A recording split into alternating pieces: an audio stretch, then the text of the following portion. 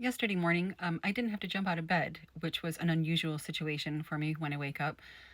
And I grabbed a book instead of jumping up and doing work.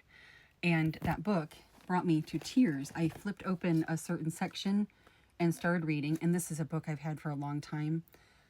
I don't know if I'll cry again, but I'd like to read this section to you. Before I read to you what I'm going to, you might want to take a look at this. It talks about how we calibrate things. This book is about kinesiology and muscle testing and how to tune into the energies always around you.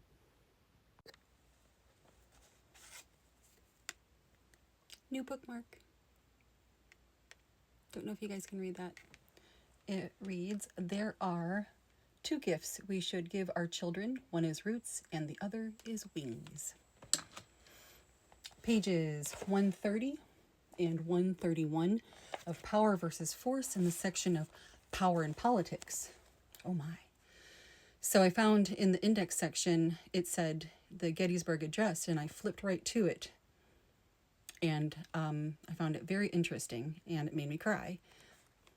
Again, we're going to see if it's going to do it again.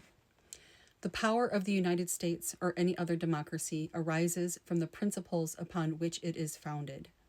Thus, we can find the basis of power by examining such documents as the Constitution of the United States, the Bill of Rights, the Declaration of Independence, and such acknowledged expressions of the spirit of democracy as the Gettysburg Address.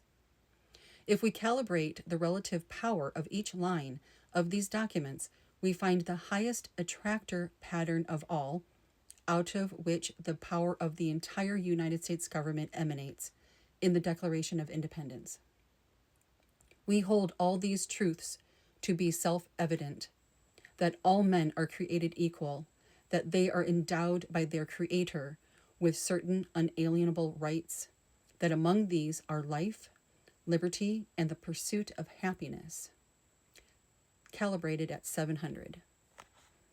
These sentiments are echoed in the Gettysburg Address, where Lincoln reminds us that this nation was conceived in liberty and, in quotes, dedicated to the proposition that all men are created equal, end quotes. And that, again, in quotes, this nation under God shall have a new birth of freedom, and that government of the people, by the people, for the people, shall not perish from this earth. Also calibrated at 700. If we examine the actions and statements of Lincoln himself during the trying years of the Civil War, we will find with absolute certainty that he was devoid of all hatred. He had compassion rather than malice for the South, for he understood better than anyone else that the battle was really between man's higher and lower natures. He therefore represented the self-evident truths he referred to and personally mourned the price that he knew had to be paid. The Declaration of Independence states, we hold these truths to be self-evident, that human rights are endowed by nature of man's creation and are inalienable. They do not derive as a fiat from force, nor are they granted by any temporal ruler.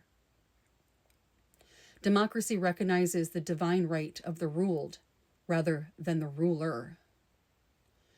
It is not a right by virtue of title, wealth, or military superiority, but instead is a profound statement of the essence of man's nature, defining principles intrinsic to human life itself, liberty, and the pursuit of happiness. Mahatma Gandhi's power base calibrates identically with the power base of the Declaration of Independence and the Constitution. All are essentially concerned with freedom, liberty, and the equality of all men by virtue of endowment by a divine higher power. Interestingly, if we calibrate the power of the attractor field of theocracy, we find it consistently lower than that of any democracy, which also recognizes the Creator as the ultimate authority. The makers of the Declaration of Independence were astute in drawing a very clear distinction between that which is spiritual and that which is religious. And they must have intuitively, if not rationally, known the marked difference between the power of the two. Thank you, forefathers.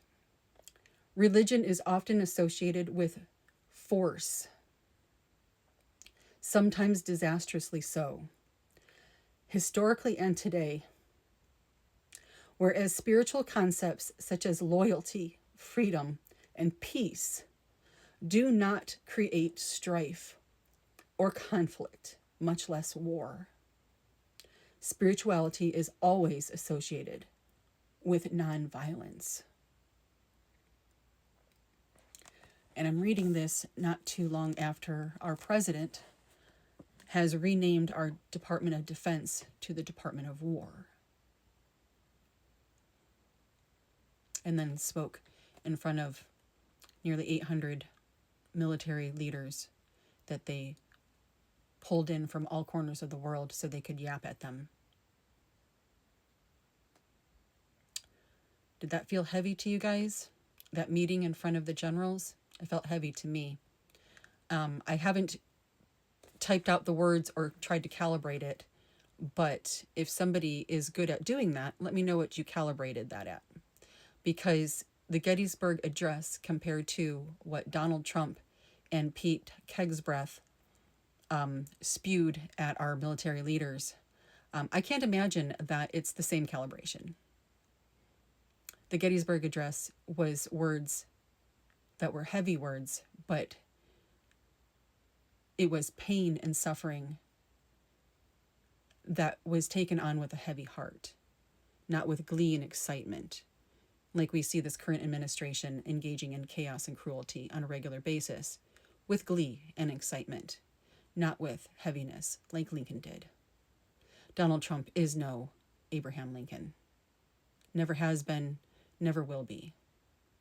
But with power versus force, we have the ability to calibrate anyone's words and find out the truth, whether the truth is that they are words of power or words of force.